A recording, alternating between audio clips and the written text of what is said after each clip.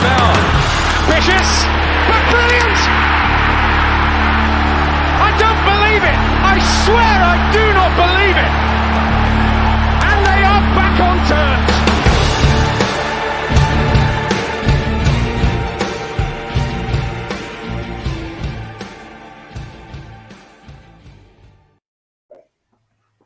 Hello, welcome to New York Talk. This is the Rotherham United podcast, and it's been 45 games. It all comes down to 12 o'clock, 12:30 on Saturday afternoon. Oh, how's everybody doing, eh? We have more than a full house today. We have Mick, Ben, Danny, and Lewis with joining us. Hello, everybody. Hello. Hello. Did everybody feel the enthusiasm and positivity in Ben's voice then? Just radiate. Well, just radiate through everybody's headphones. Why did you pick on me? Mick That was the sounded least even duller than me. enthusiastic. That was the least Mick sounded enthusiastic duller hello. than me. No, Mick was duller than mine. I'm more than happy to take a vote, take his mind off the promotion, if you like. Thank you all for joining us. We have obviously a difficult review to do and a difficult preview to do. So, happy days. Oh, Mick, how you doing? How's the nerves? Come on. You're the calm one. I'm all right, mate. It's I'm not worried. Okay. I'm glad you're not worried. My hand hasn't stopped shaking all day. You sound convincing there. Almost. Yeah. I'm a good liar. Lewis, it's the first time we've seen you around. Nice to you're back with us. Just this season has been crazy on it. I mean, it's just heading for an even crazier end potentially. Oh yeah, it was bound to happen, weren't it, with us? But I went into Sunderland games thinking I'm not that bothered if we don't win. We've always got the last game to fall back on. But when we went 1-0 up, and I got progressively more nervous as the game went on, as we were going closer to 90 minutes. But yeah, I'm already nervous for Saturday. But what will be, as they always say. We've already been to Wembley, so it don't work. Yeah, exactly. I want to know what everybody's doing to try and calm the nerves. And I know as fans, it's difficult to not think about Rotherham United. So, how is everybody sleeping? If you got any, let me know in the comments. Let us know how you're dealing with it, and we'll share some best tips and best practices. I know Ben don't care, so that's fine.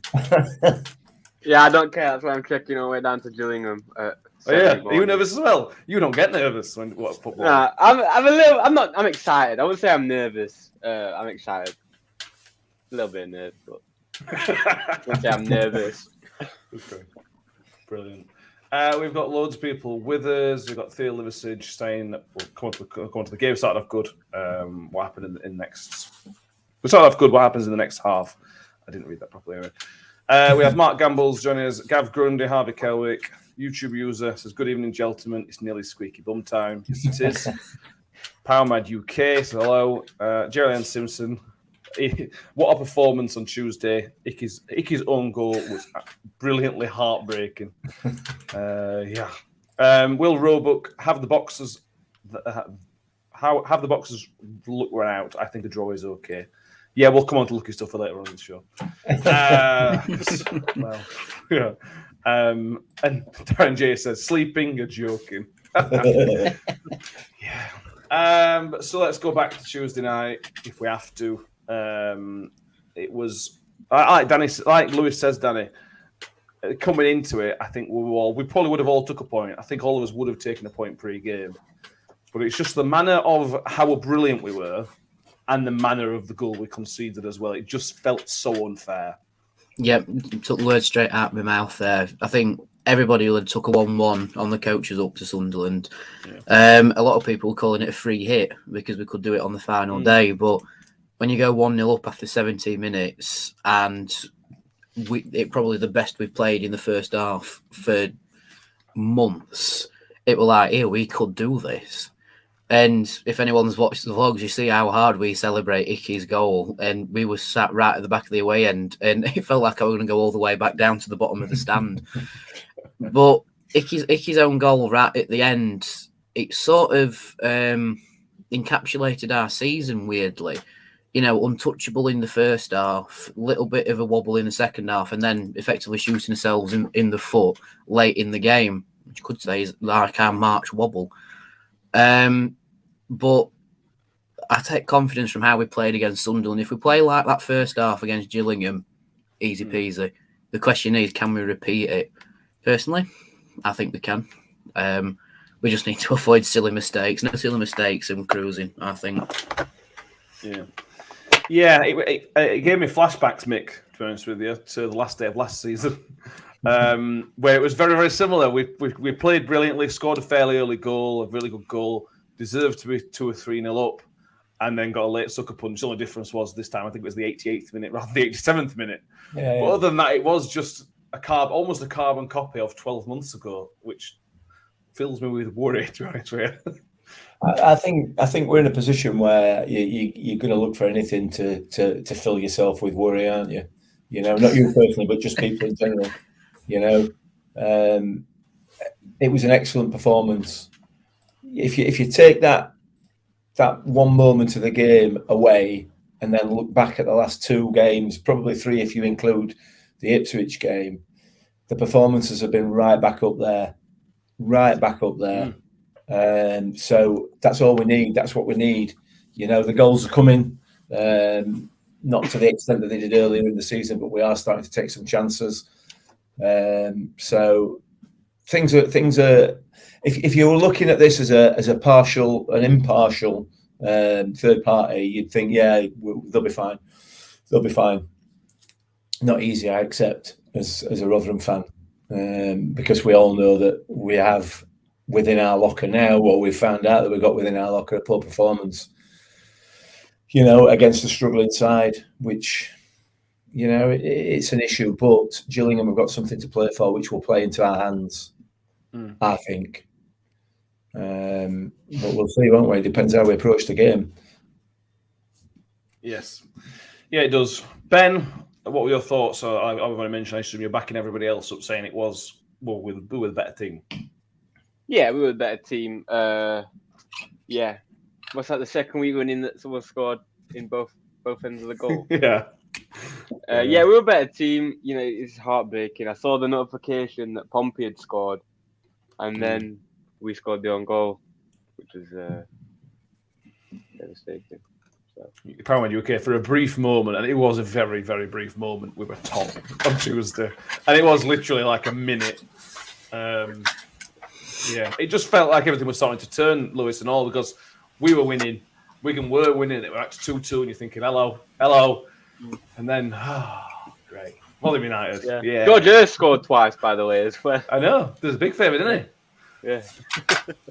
It was lovely while it lasted, that 30 seconds, weren't it? Yeah, it just felt inevitable, didn't it? When the cross came in, I thought, oh, no. Yeah. But yeah. Yeah, let's get this out of the way, Mick. You've had your Twitter conversations. Do you want to talk about the offside rule, or are you happy to? Well, I mean, look, I have no issue with the referee or the linesman from the other night, particularly.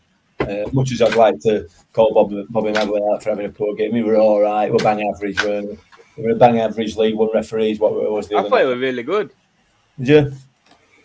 It's about opinions. I know other people have said the same. Paul Davis has said on Twitter that he felt that he had a decent game as well. It's swings and roundabouts. As far as the goal is concerned, in anybody's book, in anybody's money, it's offside. And that's a good point, actually. The linesman's not called it, but I don't agree with the rules. I'm not questioning the decision. I think the rules are wrong. And they've been brought in to accommodate the Premier League, and the rest of us have to suffer, don't we? I mean, like I said to you on Twitter, Matt, the ball is aimed directly at the man behind Icky. It's aimed directly at him. It's going straight to him in an offside position. Icky has no choice but to go for that ball. He has no choice because he knows that man's behind him, and he knows the ball's going straight to him, and he can't trust. None of us can trust the linesman to put the flag up because you don't know. He doesn't know how close or not it is. It's offside. It can't be anything else. I know the rules are different, but the rules are just stupid. It doesn't affect the outcome of the thing, though. Well, it did because if he's offside, We're going to go down a rabbit hole here, but yeah. It's not a goal, or Icky don't have to go for it. Icky's forced to go for that ball. He is forced into that. He has got no choice. Yeah, and he's made the poor decision. The goal's on Icky. There's no debating of who the goal is on. It's on Icky. I'm not debating that. Regardless of whether he's offside or not, it put it out at stadium. Yeah, I agree. He couldn't. He got everything that he possibly could. Yeah, but don't go with your head. Is what I'm saying. I mean, we're all talking about this, but he very nearly did it over at Bar, didn't he? Yeah, he did. Yeah. It's half an inch away from being a hilarious moment. It's not sour grapes on my part. You know, I understand what it is. That's what what. You can't say, that's. Look, I know what the rules are. It's a goal. It stands. But what I'm saying is the rules are wrong. You shouldn't possibly be allowed to benefit from being offside or from handling the ball. But it appears that you can. Because we know that in the Premier League, it'll get given. Because the Premier League can VAR it, and maybe or maybe not, they might give the right decision. But we've all got to suffer the same rules. Same as it's the same situation as the linesman letting play go on and on and on and on, and then putting his flag up, which is what happens. It's just utterly ridiculous. But anyway, it is one of them things, and you know, can't complain really. Ultimately, it's just a bit depressing, isn't it? Yeah. You got Fanny Flip Robinson. Mick, you are bang on. The offside laws are a farce. Many things are shambles. Are a farce. A shambles. This is what I keep talking about time and time again. You bring interpretation. You force an official to have to put an interpretation on his decision, to think about what's happening, think about other things, think about this player, think about that player, then think about the rules. He's not got time to make a proper decision, so he's going to make an inconsistent decision, and therefore he's going to get grief off fans, he's going to get grief off players, and therefore, when it comes to making the next decision, he's going to make that wrong and all, because he's worried about getting more grief. It causes more problems for officials, making them have to go through all these thought processes before they make a decision. It's stupid. It is utterly stupid. Yeah, that's fine. As John C points out, in the olden days, Ross Street would have been flagged offside because the rules have changed. I'm not disagreeing. Yeah. Do you know what the worst thing about it is, right? I think if he doesn't touch the ball and it goes straight to Stewart, I don't think he flags him offside, because it'd just be that sod's law sort of thing where he won't flag it. You know what I mean? Yeah. So for me, Icky has to try and clear the ball, and unfortunately, he's cleared it below. Well, he's actually dinked off the crossbar, but well. Yeah. I was thinking about this earlier, Danny. I sort of thought I wish it could have happened to somebody else and not Icky. But then I went through the team and I sort of thought, well, I don't want it to happen to him. I don't want it to happen to him. Maybe it's better that happens to Icky because he is an experienced player. He's not playing his 25th game or something like that. I know he was good and I won't wish it on him. But maybe it's good it happened to him, something like him or Woody, where they're probably experienced enough to get over it quicker. Yeah, good point, actually. I think out of everybody in the squad, because Icky scored, it was really unfortunate that it happened to him, because now that's twice it's happened in the space of 2 games. But we haven't lost either of those games, so it's not the end of the world. But yeah, like you say, Icky's an experienced defender. He can pick himself up, and I've seen someone in the comments saying he were absolutely devastated at full time, and I think the entire squad were, because we knew how close we were to pulling off a very, very good result at the Stadium of Light. But this isn't the sort of squad that's going to mope about over it, and mope about over what could have been at Sunderland. Our eyes will be set straight on Gillingham now, saying, right, we didn't do it at Sunderland, now let's do it at Gillingham. And I think that's the motivator now. You've seen what happened at Sunderland, just don't do it at Gillingham. And they're all dead set on getting it over the line now, which is the biggest motivator of all, getting the job done. Yeah, absolutely. Some more positives, Mick. Let's talk about our set pieces. Everybody else talks about our set pieces, so it's time for us to talk about it, I suppose. they could not deal with a single one of our set pieces from 1 to 90. Every single one of our set pieces either ended up being a goal or we cleared it for them, essentially. They were so good on the night. And even the ones that weren't very good ended up causing a lot of danger. And that's something that's been missing a little bit over the past couple of months. And they were such a threat. Every corner, free kick, throwing, such a threat. Yeah, they were poor, weren't they? I've seen a lot of chat on social media from Sunderland fans complaining about the team that he picked and the tactics that they used, and I've got to agree with them. They're clearly a better side than they were the other night. They got very, very lucky, in my view. One for the goal, because obviously it's an own goal, and that can only be luck. The fact that Smithy at the moment is in his country to bull's ass with a shovel stage in it, I mean, he should have absolutely buried that chance he had in the second half, and on another day he would have done. So they were very lucky, but they were poor. The tactics were wrong. Their ability to defend corners and set pieces was it were woeful, really, weren't it? And had we been in the form that we were in when we played them last time, I think the score would have possibly been similar. Or could quite easily have been similar. So yeah, it's one of them things, isn't it? That's the issue at the moment. It's just chances. We're going to take a couple more than we're actually taking at the moment. They gave us ample opportunities to do that with the way that they defended.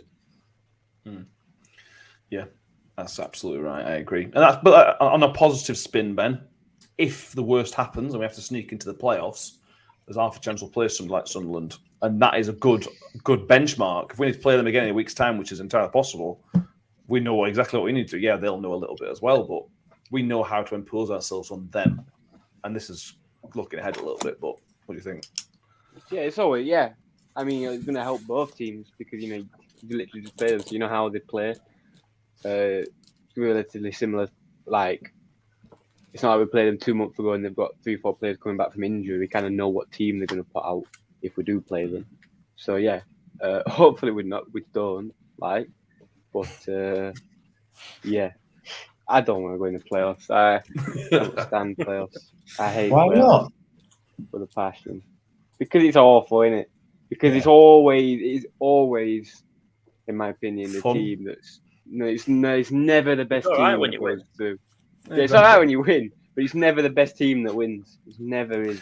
Yeah, but there's nobody informed. Sunderland were the informed team, and we battered them. Yeah. So I think there's a bit of a myth about the team that's in form will go up.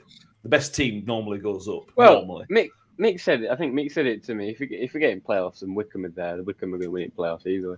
That's something slightly. I suppose. Yeah, you're right. Might be right. Yeah, Gerard Simpson agrees. I said on the night, if we will be okay if we go up in the playoffs, as our form has vastly improved from a few weeks ago.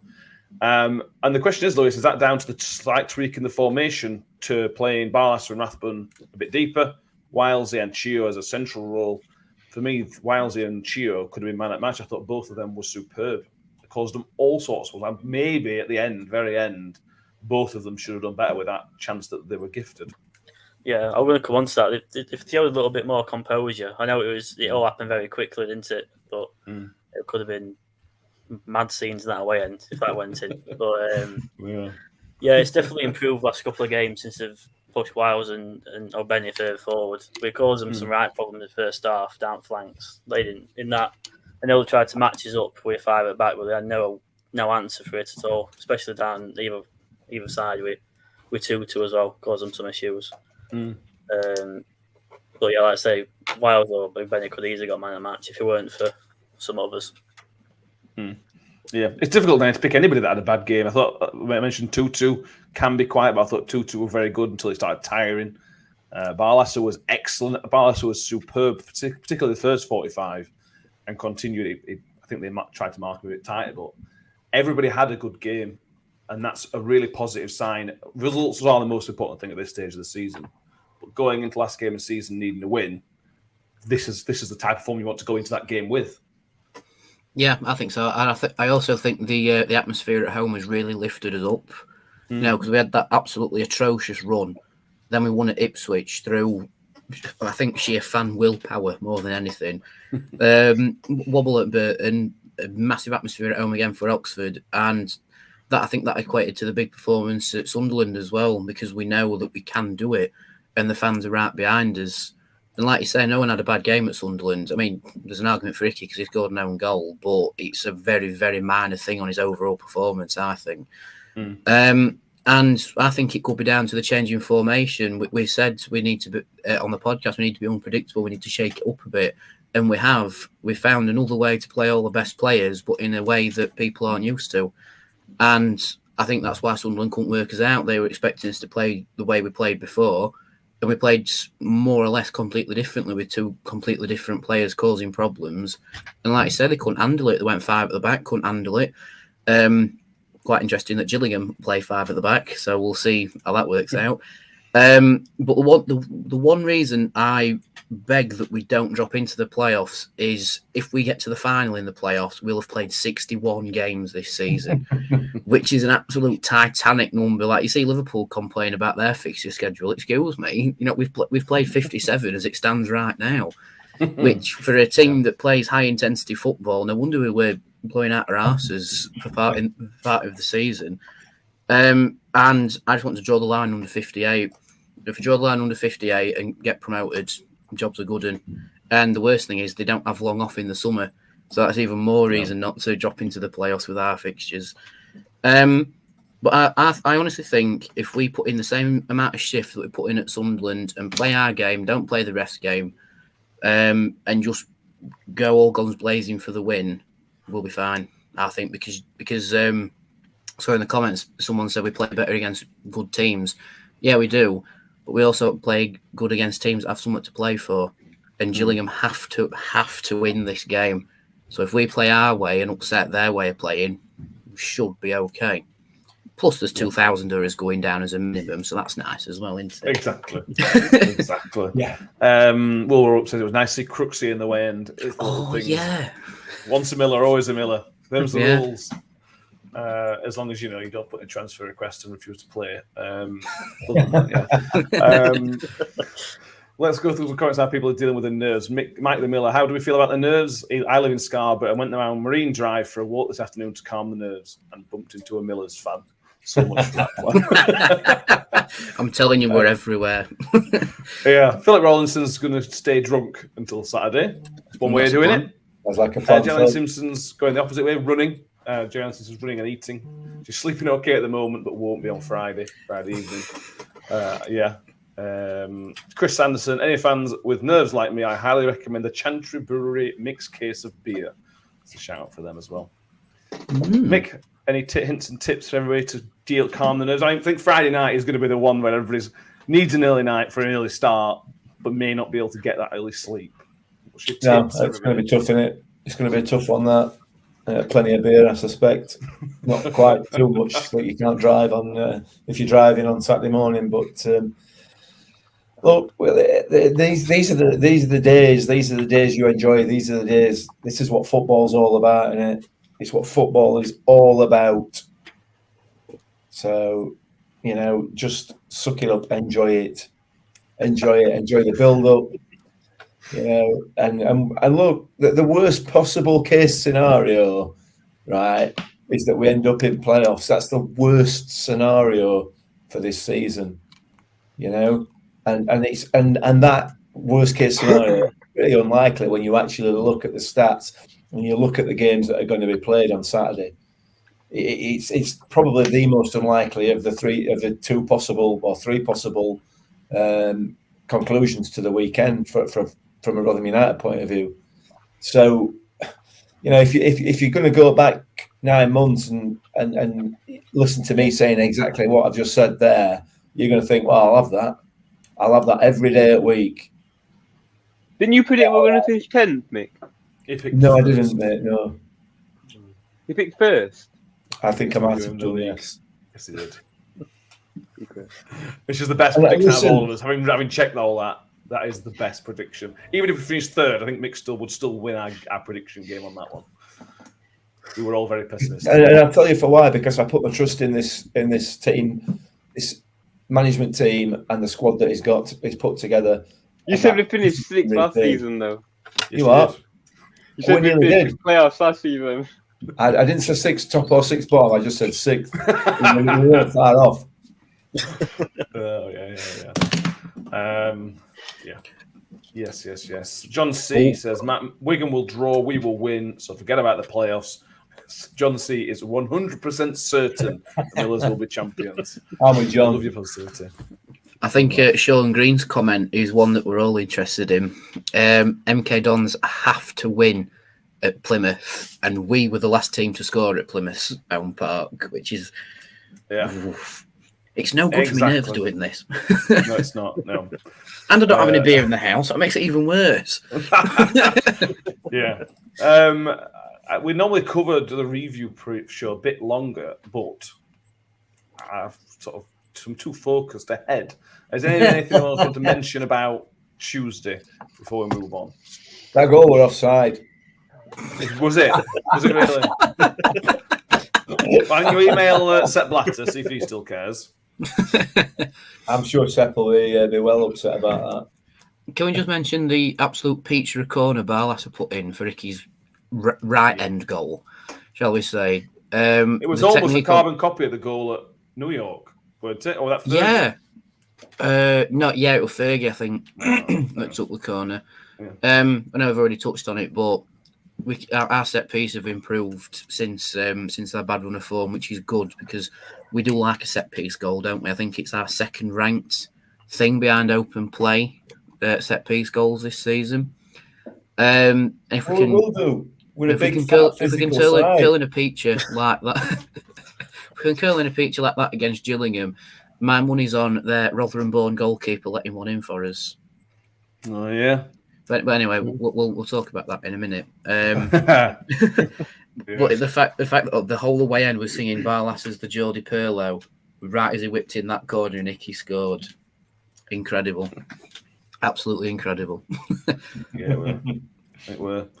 John Simpson, Barlasser must be getting more sleep. He must be probably playing the way he did on Tuesday, to be honest with you. Although he has a baby, so I don't think he will be getting that much sleep. Can you just picture seeing Paul Warren saying to him at training, look, just get more sleep. Sleep in the front room if you have to, just sleep more. Yeah. Oh, right.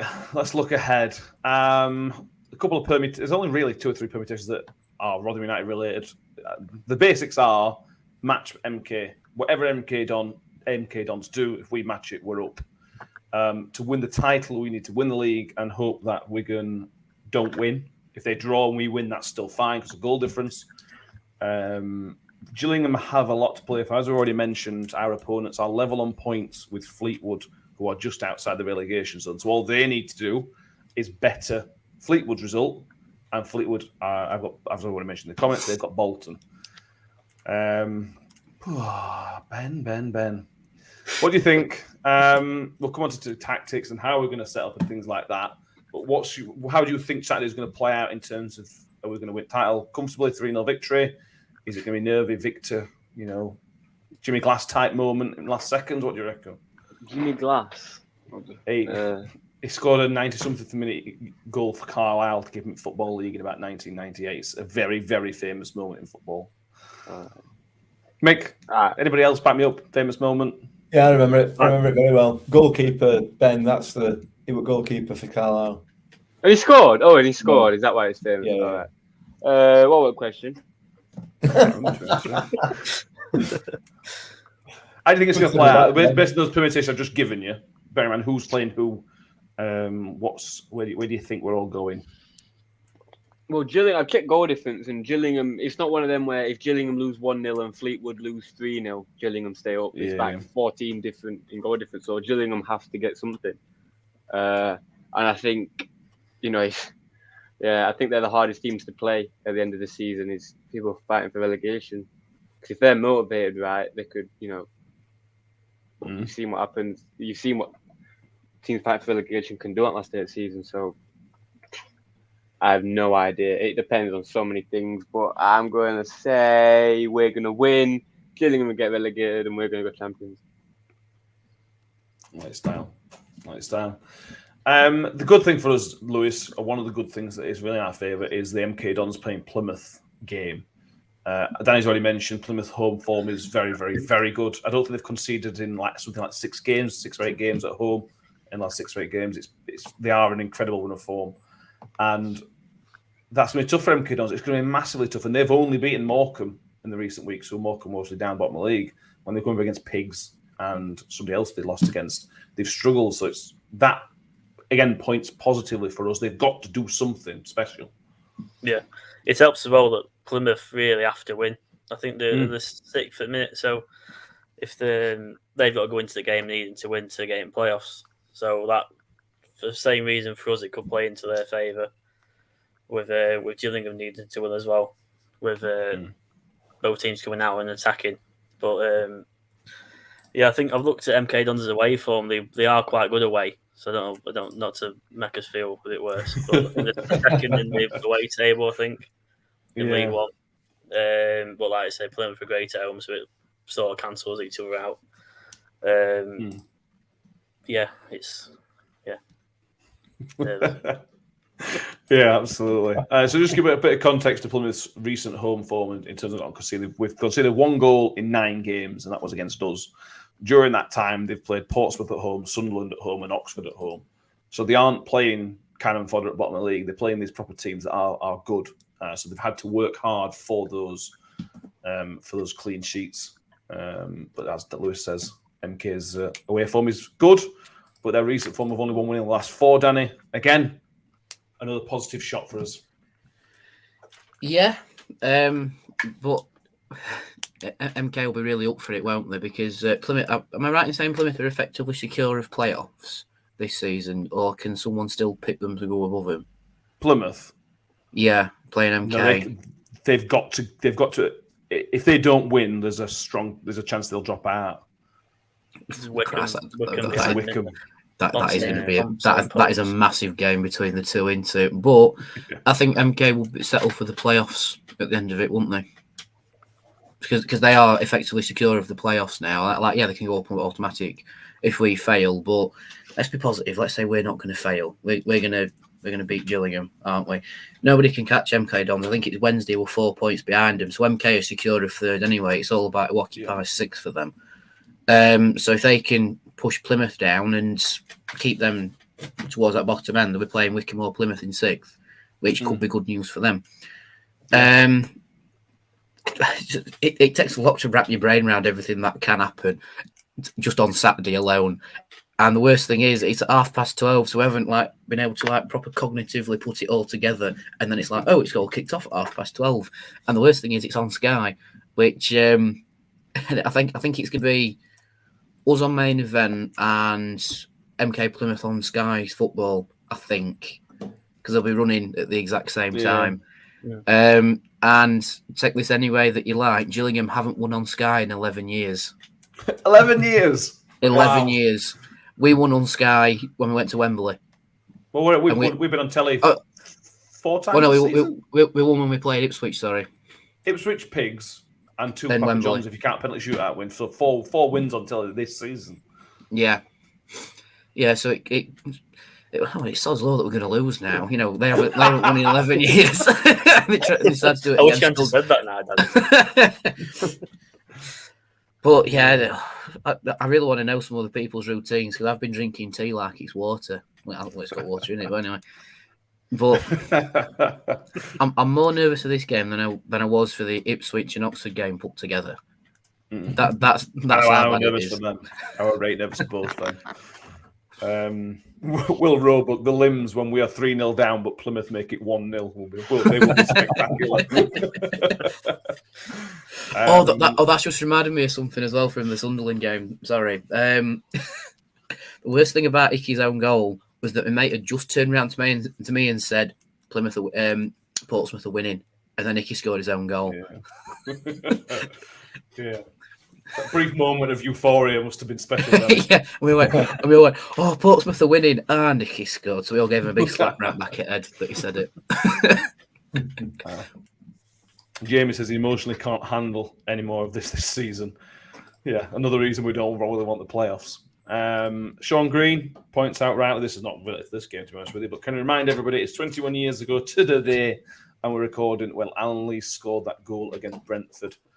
A classic, one of the Miller's moments, Mickey. It's right up there. And God, what we'd give. I say what we'd give for another moment like that, but I just like it to be easy. You know what I mean? 3-0 after 10 minutes. Let's just sail away. That's what we need. That's what we need.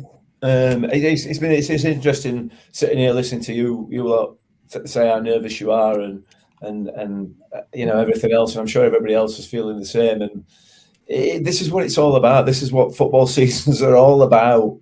The last day drama. It's just. I mean, it's far, far better, obviously, when you're not involved in it. It's far easier to deal with, but it's just as exciting. And, no matter what, there'll be people up and down the country whose teams have got nothing to play for. I'll be tuning in on Saturday, absolutely riveted by it because they're football fans and they love this sort of thing. We're part of it, and we could benefit massively out of this. So it's worrying. Did you ask me a question, or did you just speak? I can't remember now. Now. I don't know what to say. It's just God. Yeah, well, Rotherham United equals entertainment. I think when they decide to do another Super League, they should include Rotherham United in it because it just always drama when Rotherham Rangers, whether it's final day relegation or a playoff final or whatever. Rotherham bring entertainment to the nation. So just involve us in more things. Let's go through a couple of stats. We have won our last 3 games at Gillingham. The last time out, I think, was the 3-0 when Matt Crooks scored that ridiculous goal from about 1,000 yards out. Gillingham's recent form is poor. They only have 1 win in the last 8 games, but 4 of those have been draws. So only 3 losses in 8 games. For a relegation, team fighting relegation is actually not bad. They've obviously changed managers since we played them. Steve Evans was there. Neil Harris, former Millwall and Cardiff managers, now the man in the dugout, or will be. I think someone mentioned he might have a ban. I haven't been able to. Yes, he does. He got sent to the stands in Gillingham's last game. If you like a bit of symmetry, I think when Alan Lee scored his goal 21 years ago, Ronnie Moore was banned from the dugout at that time as well. So if you want a bit of football in symmetry, there we go. Really. That means they're going to score. Yeah, because it's there. What have we done that for, Matt? Oh, they're going to score in last minute to keep them up. They're going to score in last minute to keep them up. Wow. Yeah, but if Plymouth do us a favour, we don't have to worry about that, do we? Yeah. We can't rely on other people, though. We have to do it ourselves. This is the time where we have to do it ourselves this time. Well done, Matt. Yeah. Everyone blame Matt. Yeah. Ben, you're the budding sportsman. Talk to me about mentality for game. I know you haven't been through games like this, but you are preparing. You're actually getting trained for this. What, from a player's point of view, thoughts on what you think they would be feeling? We can all imagine what they will be feeling. What do you think they will be feeling the night before, leading up to the game and whatnot? Probably excitement, because it's why you're a footballer. It's why you live how you live your life. So, I mean, if you're nervous, then you're probably feeling the wrong thing, because this is everything you've worked for. I think it's gonna be an experience for everyone. Just go out and play football. It's a football game at the end of the day, isn't it? It's not, you know what I mean? It's a football game. It's not life or death, is it? Yeah, there's a lot of things that you wouldn't rather It's much more important than that, as a famous man once said. Yeah, I suppose. But it is, at the end of the day, it's a football game. So. Yeah, you're not really helping. I don't know why that should be helping me nerves. It's not, though. Will Daniels says, announce the 94th minute winner and death on the scaffolding for the Gillingham end. Yeah, there'll be a lot of people, Danny, making their first trip to Gillingham. I went a long time ago. Tell everybody about the fun scaffolding seats. The scaffolding end, dear me. Well, I was there when Crooksy scored his absolute scream, and we only occupied the bottom, the bottom section of the scaffolding. And even then, it was like, oof, your knees felt it. You know, not just from the stand moving, but from scraping the back of the chairs when you've jumped up and cheered. And if we're taking 2,000 down, if someone scores a 95th minute winner and we've got, 2,000, 2,500 there, the stand's going to just fall over. The scaffolding is not designed to take that sort of movement from just one force, but it won't do me nerves any good. But the 94th minute winner, the scenes would be incredible, wouldn't they? But I'd rather take a 2-0 walk in the park easily. But Yeah. I think even if we just score, that end's going to erupt somewhat fierce, and there's no roof on that stand, so there's no like cushioning or amplifying of our noise. It's just going to be purely us making that noise. And it's probably going to be the biggest long distance away following we've took all season. I think it already is, because we took 3,500 to Donny, roughly the same to Wednesday. But to take over 2,000 down to Kent for an early kickoff, top effort from everybody. I think we just need to get more people down now. Yeah. There was a lot of talk on Tuesday night about attendances down at Lewis from some of our own fans, unfortunately. But to take 2,000, Danny, like Danny just said, I know it's a promotion decider, but it's a crazy early kickoff for 4 or 5 hours in car or coach or whatever. That is an incredible effort, and it's live on Sky, so people could easily just stop at home and watch it, like we had to in lockdown. That's a great following. Oh, it's brilliant. I think everyone's setting off at 6. BMO coaches are setting off, which is far too early. but yeah, it's brilliant. We're always going. I feel like the support are always going to come on last day with how much you ride on it, but it doesn't take away how good the following is. Remembering how small of a club we are compared to the likes of Bolton and all that. Well, yeah. They like to remind us all the time, the attendance boys. But, Exactly. Well, yeah, it's brilliant, fantastic. Philip Rawlinson's on row Z for Gillingham. I pray for you. I'm on row JJ. I once went to Blackpool when Blackpool had a temporary stand on the side. I went to Blackpool and stood at the very, very back of the stand, and there was just 2 poles stopping you from what were like a 50-foot drop. It was so unsafe. I don't know how these things get their get the licenses, so it's a bit better than that. John S says Wigan don't want the title. We may as well have it up the Millers. Yeah, they've. Let's talk about his permutation, Mick. We could win the title. We're not favourites, obviously, but Wigan have a terrible run of form, and they're very lucky that they're already over the line, because they're lucky MK Dons hit a bad run of form, because they could be well in this fight. Yeah, absolutely. It is absolutely up for grabs, isn't it? All to play for. I mean, to be fair, I think Wigan have probably got the easiest out of the 3 games. For those top 3. Those top 3 teams, but as we well know, Shrewsbury are no pushovers. They are no pushovers. They might be down near the bottom, but we struggled. I don't know. Did we draw 0-0 at their place? And they creamed us at ours. Much probably more to do with the way we perform rather than the way that they perform. But looking at Wigan's recent efforts, there's every chance that they might not get the victory. So it's just all up to play for. All up to play for. Ours to lose.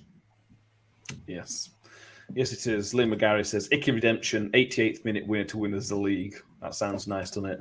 Yeah, mate, that sounds beautiful. Jalen Simpson, her coach is leaving at 5. She's leaving at 5:15 to get to the coach for Rotherham for 6. All be worth it by 2:30. God, we hope so. Let's try and make some sense and start talking sense again. Let's talk about some lineups, Mick. This could be quite short, to be honest with you, because there's no injuries. So I assume it's an unchanged squad. Never mind starting 11. Yeah, I don't see any reason if there are no injuries. Why would you change it? I mean, we said this after the Oxford game, didn't we? And lo and behold, we got the same team. I can't see a reason why we would change it. It's been working really, really well. The players are playing really well together.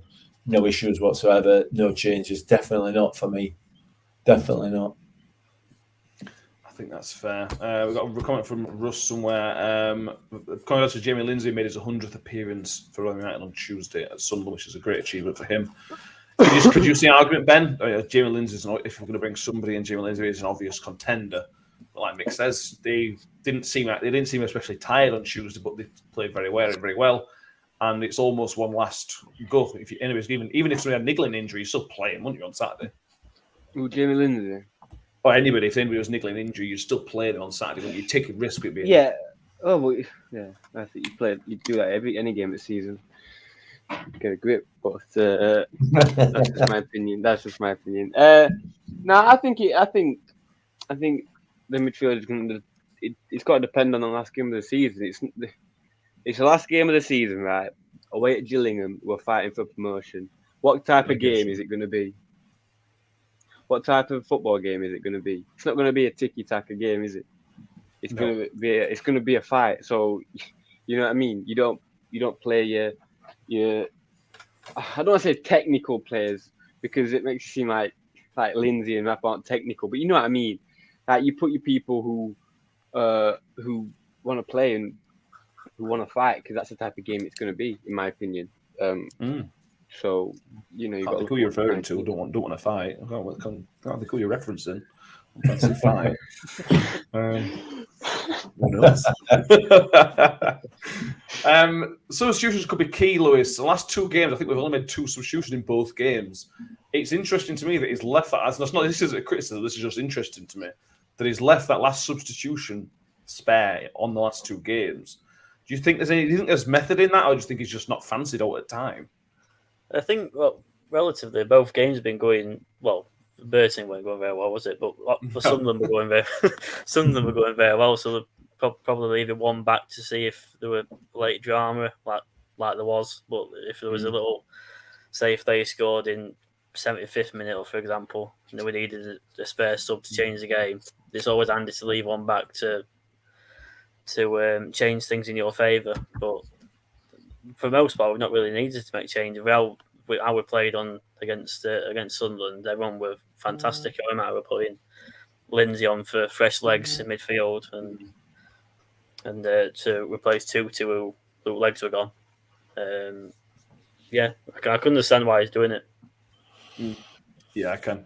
What I will say is, everybody hasn't already downloaded FanHub. We do obviously promote FanHub, but FanHub give you a free pint if you got 11 out of 11. I won one.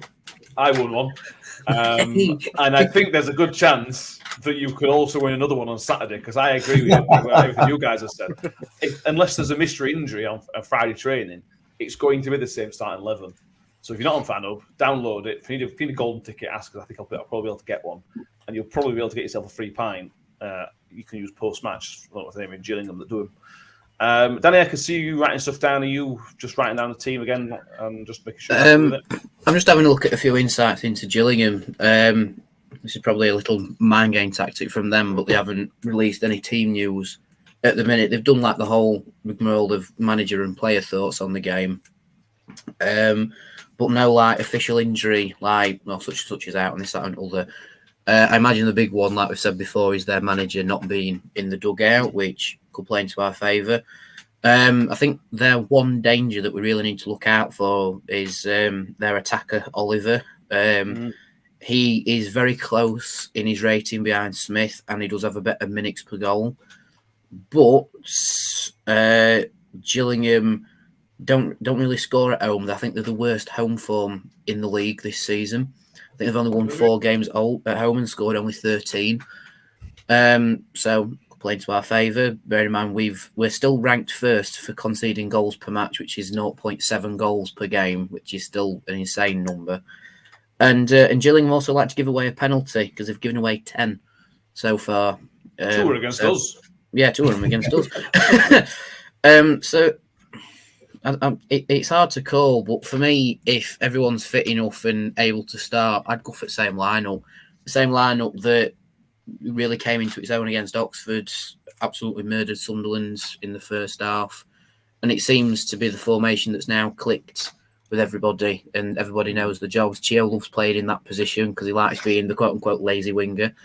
But he's still dangerous. You also get Harding in the side, so Chio doesn't have to backtrack as much. So I'd go for the same team. If the main concern might be Woody playing Saturday, but if Woody's up for it, same team easily. Inject him whatever he needs injecting with, and just chuck him out. Yeah, yeah. Whether it's testosterone or something that might show up on a drug test, just get him through that game. Yeah. Same with Smithy. Smithy's they turned commentary, didn't they? Make that Smithy's had injections for several weeks. So yeah, they'll go out and they'll play it. They'll just give everything more than you know that. I just want if Smithy can find his shooting boots again, that'll be it. That'll be the end of the season for us. So fingers crossed.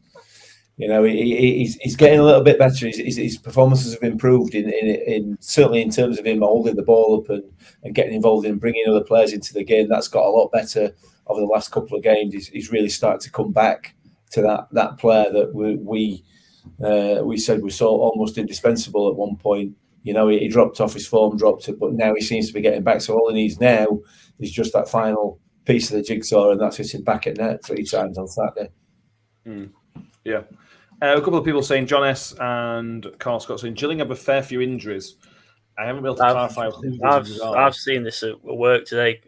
It's Mustafa Carriol's out with a hamstring injury. He was playing for Huddersfield and is it Cardiff he was playing for as well. O'Keefe, the captain, he's got a calf issue, I think, and he could be in or out. It's one of them 50-50 ones. And I think it's Charlie Kelman. He's suspended. I think he's only scored twice all season, though, so that's not a massive issue. And then McKenzie, fullback. I think he's got an ankle issue as well. I think I remember McKenzie was actually all right for them until we started peppering their goal in the return fixture at our place. But message to all the fans: make sure you have a bit of banter with their goalkeeper because he's from Rotherham. Chapman, he's a good laugh. He's Chapman. You're having good banter with the cop end for the game at our place, and hopefully, we might persuade him to let a couple in for us. Yeah, hopefully. Referee is Sam Barrett. Thank you very much, Russ Turner, for that messaging me with those details. He last refed us in the league away at Lincoln with a 1-1 draw. And he also refed us at home against Manchester City and we smashed them 5-0. Both, from what I remember, both pretty quiet games from the officials, which I think is why he's been picked, to be honest with you. The EFL and things like that, I like to do that. Will Daniels, we should have had Will Daniels on the show, to be honest with you. Apologies, Will, for asking you. He says, Carriol's back in training this week. Sadly, got to be careful of Ryan Johnson's humongous throw, which was an issue against Burton, wasn't it? Burton's long throw did cause us problems last week. So that is. Didn't Oxford have someone with a long throw and we dealt with it really well? Was it Oxford who had the long throw? I swear there was someone on Oxford side that had a long throw and we dealt with it very, very well. Don't know if that's just him, but anyway. I think you might be right. That does ring a bell. I think. I remember the Oxford watching it with the Oxford commentary, going, "Oh, it's such and such with his long throw," and then we're going very quiet when it didn't work. So maybe we've learned from the Burton mistakes. Hopefully, we have. Anyway. Yeah. Well, then says it's going to be Ryan Jackson's humongous throw. Corrected himself. We should have a quick mention on the back to Sunderland game is that if people didn't go, would have listened to Ryan Cresswell on co-commentary with Sam Todd at the Tuesday. And I just want to say I quite enjoyed him. I thought it was very insightful. You can tell he's a manager. The way he speaks is very clear that he's manager of Sheffield FC. But I really enjoyed him. Mick, Dan, Ben, Lewis, did you go? Did you watch it on IFL? No, I watched it. They were very good. You could tell he's similar to Warney with how pessimistic he is. And it must be a manager thing. We're just thinking worst case scenario. Yeah. But now we're very good. Yeah. It's so Rotherham. It hurts though, isn't it? Wow. You know, you can't tell what commentary, can you at all? No, you would never know. You'd never guess where it's from. Let's do some predictions. Do you want to do Rotherham predictions and MK Dons predictions this week? Shall we mix it up a bit? Why not? Why not? Let's do it. So I will start with Michael, if I can, please. I'll do Rotherham result first.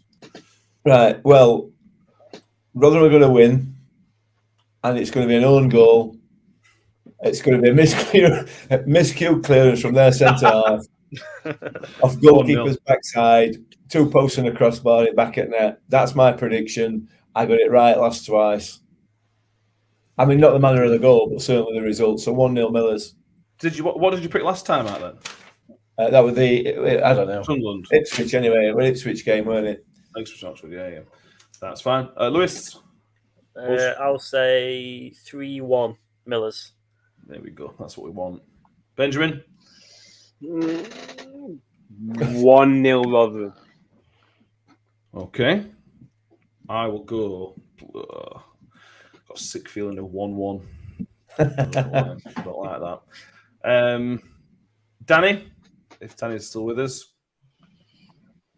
Not for the moment. We'll get Danny back in a second. I will go for my MK Dons result, and I think that's going to be 0-0 against Plymouth. Mick Dons result, MK Dons result. I think Plymouth will do it. I think Plymouth will beat them. I just feel, Plymouth will beat them. I think it'll be 2-0 Plymouth. 2. Okay, Lewis. I'll say 1-1.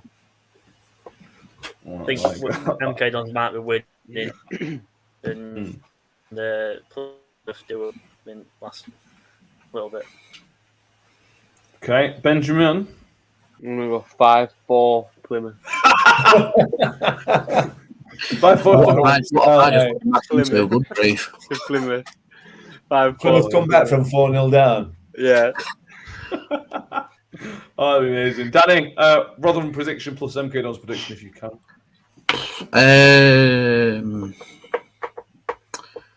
I'm going to go for Rotherham 2-0. Yeah. That's what my heart hopes it'll be anyway, because it can't cope with anything else. And then I'm going to say 1-0 Plymouth, I think. All right, Plymouth will just faith in MK, have we? No, Plymouth will get the goal, and I think we'll just sit on it and try and grind it out. I hope you're right. Loads of predictions. YouTube says 3-0 to us. S64 3-0 to us.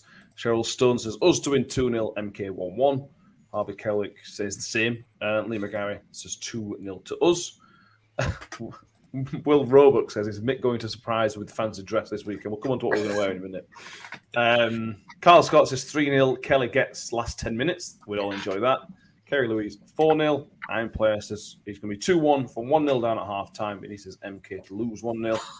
Not How bad? half time. No. We're doing the Wigan predictions. I'm not doing Wigan predictions as well. He says 1-1 and Robin's win 2-0.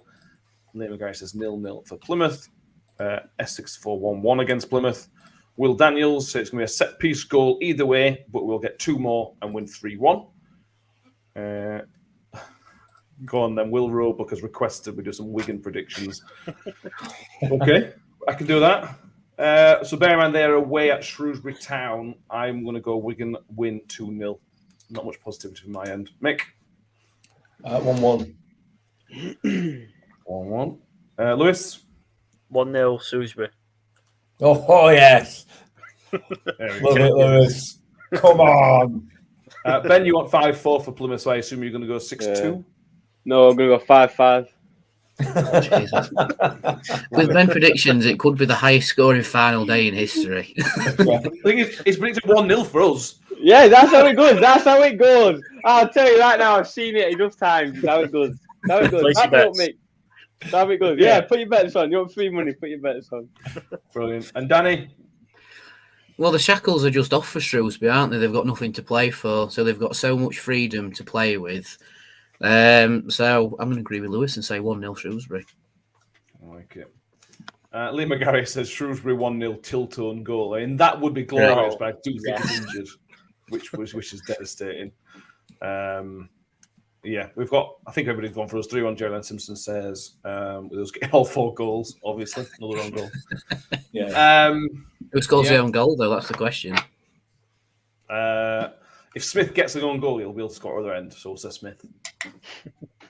Yeah. I reckon it'll be a Smith hat-trick and he'll just score an own goal just for a laugh. So then he can say to Richie, well, I've technically scored 4, so that's another step closer to my shirt. True. Yeah, I like that.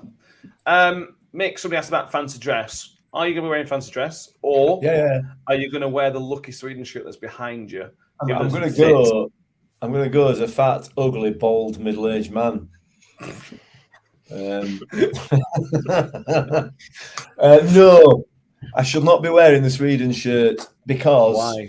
It's a 4 hour-ish drive down there. It's 2 and a bit, 3 hours at the game, and a 4 and a bit hours drive back home again. I cannot hold my breath for that long. To take it off while you're driving, put a different shirt on. Yeah, could do. Yeah. No, I won't be wearing it. I'm sorry.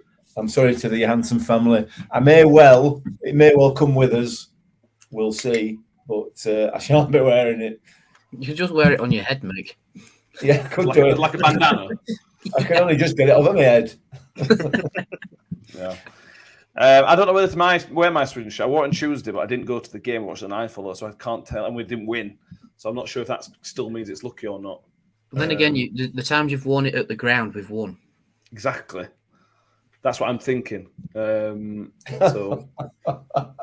And every time you've worn it, we haven't lost. Every time you've worn it, we've not lost.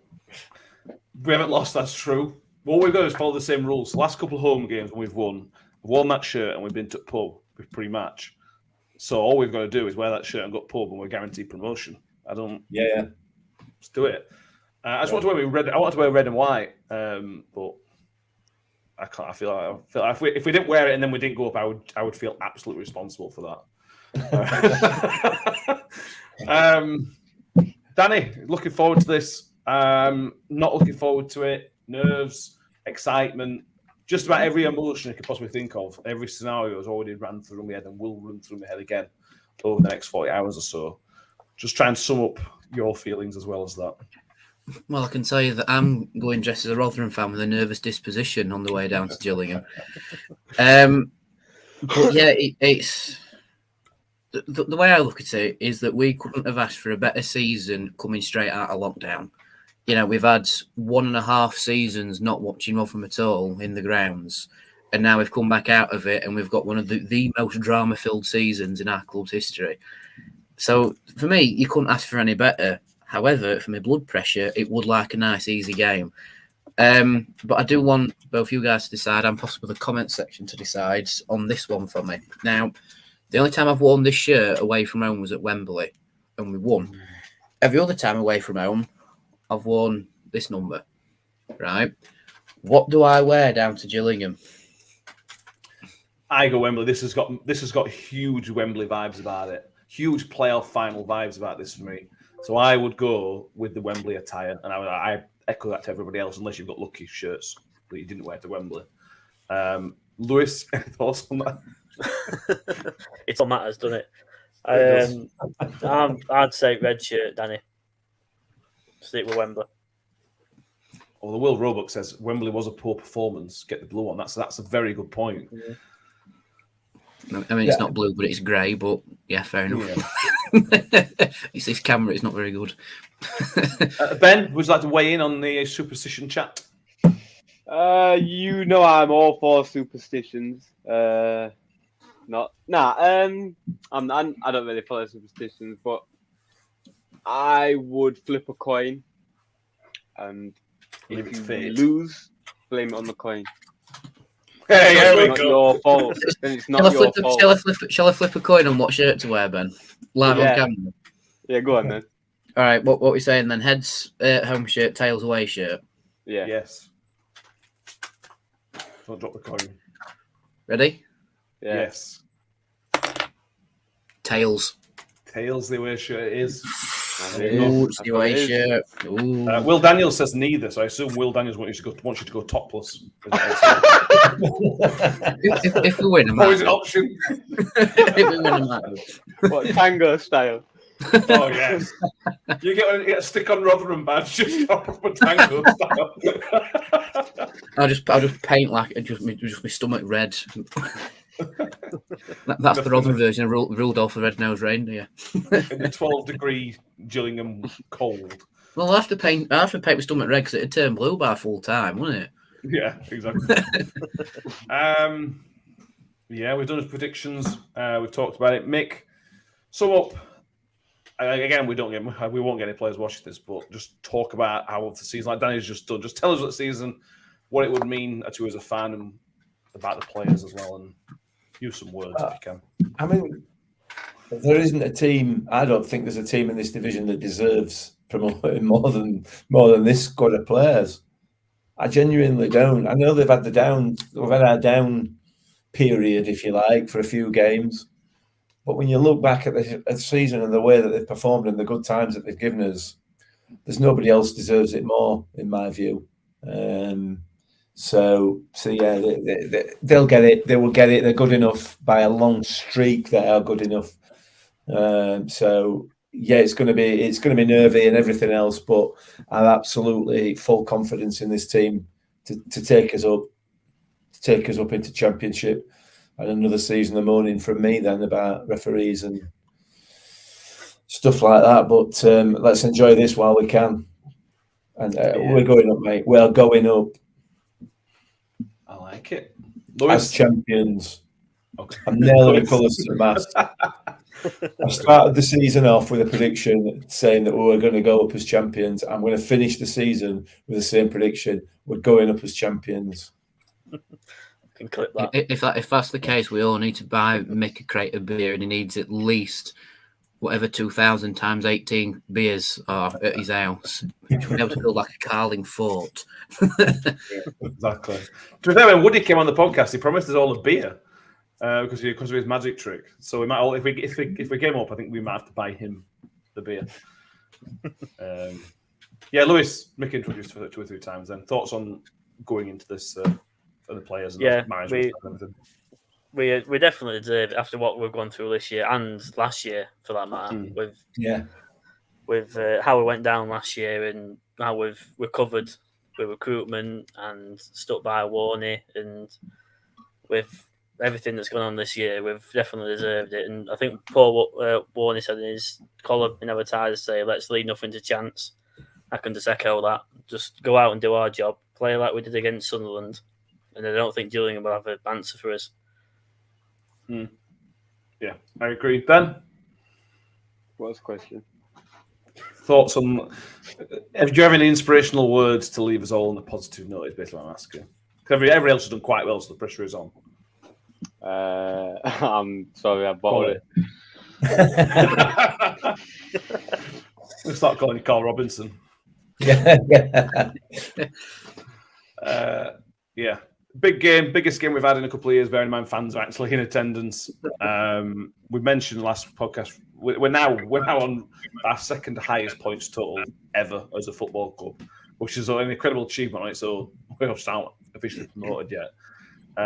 These guys have been brilliant all season. I'm really proud to have these guys. We mentioned this loads this season, haven't we? But we're really proud to have these players and that management staff and that representing the club. And what you've all said, these guys deserve promotion. MK Dons fans are probably saying the same about their lot as well, to be fair. Wigan and Gillingham might be saying they don't deserve relegation, but we are biased. But these guys deserve promotion. They deserve a league title to go along with the Papa John's Trophy. They absolutely deserve it. And I hope and pray and give everything that they will do it. And I'm sure they will. I don't think there's anything more we can add, guys. Is there anything else you want to say or add? Mick's getting ready for a wind-up one. No. Well, is it that obvious? Oh, God. I was just going to say one of the things that we are missing here throughout the whole of this is the fact that because there's 30,000 at Hillsborough on Saturday, if they win, they get 6 points. So we've got to bear that in mind as well. You know, keep that in mind. Playoffs now. If they meet them at playoffs now, Jesus. Yeah, they won't make playoffs. They won't make the playoffs. They will. Stop digging. Stop digging. Yeah, please shut up. Wickham are going to make playoffs. Wickham will be in there. Okay, we'll see. Thank you all for being involved. We always say I hope this helps. I know this one hasn't helped. We will be back on Sunday. Come what may, we will be back here 8 o'clock on Sunday, doing live on YouTube, out to the podcast on Monday morning, Bank Holiday Monday. Hopefully talking about a promotion. If not, hopefully hungover for the right reasons, ladies and gentlemen. Yeah, exactly. Thank you, Ben.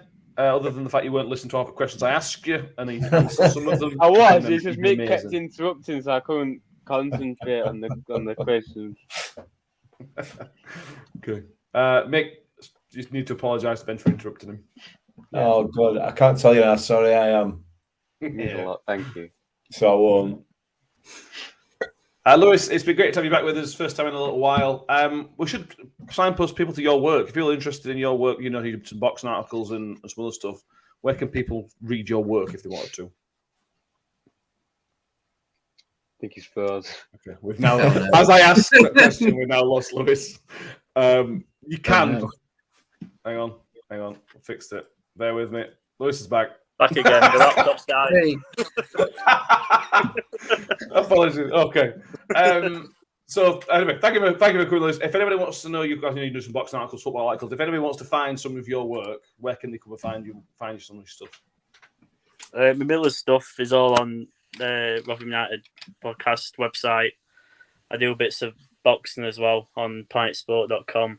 It's great for Football 365 as well. So if you're general Premier League fan or whatever, not like the Millers, it's all there if you're interested. But mainly the best stuff is the Rotherham stuff on the Rotherham site.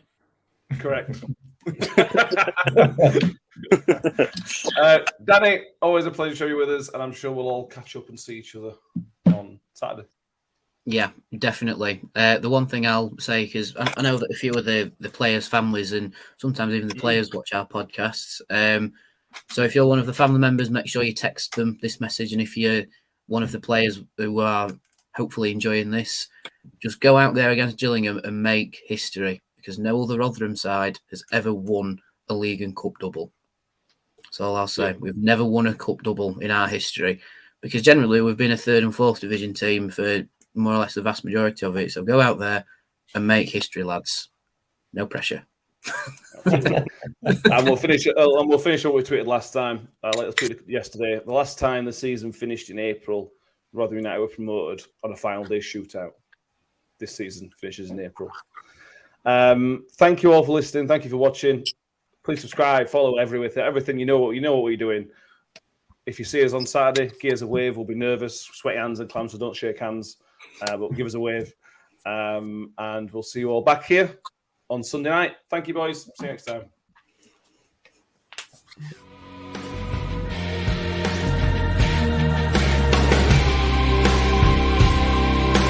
Freddie's on one-on-one. Can Freddie turn his shoot? Can Freddie go shot?